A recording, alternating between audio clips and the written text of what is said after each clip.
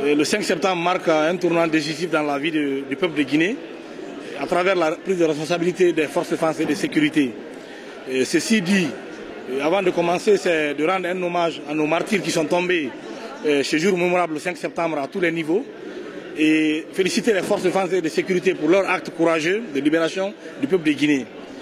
Et en ce qui concerne le ministère de l'Urbanisme, de l'Habitat et de l'Aménagement du territoire, mais également le ministère des Infrastructures et des Travaux publics dont j'assure l'intérim, vous comprendrez qu'aujourd'hui, depuis le 5 septembre 2021 jusqu'à aujourd'hui, sur les questions des infrastructures routières, assez d'efforts ont été faits, mais également plusieurs innovations.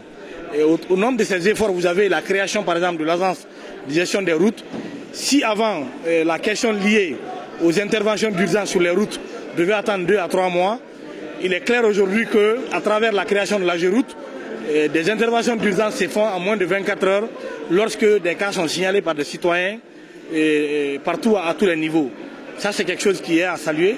Mais également, j'étais la semaine dernière devant les membres du Conseil national de la transition pour présenter le projet de loi portant sur le péage, le paysage et le péage sur nos routes. Et nous nous sommes aperçus à un moment donné que le peuple est devenu de plus en plus exigeant en termes d'investissement.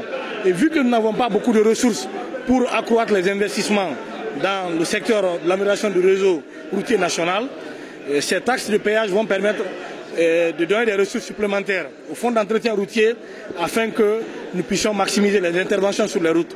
Mais aujourd'hui, c'est clair que d'ici le 31 décembre, nous serons à plus de 2000 km de routes bitumées. À date, nous sommes à plus de 1800 et quelques routes bitumées sur tout le territoire national.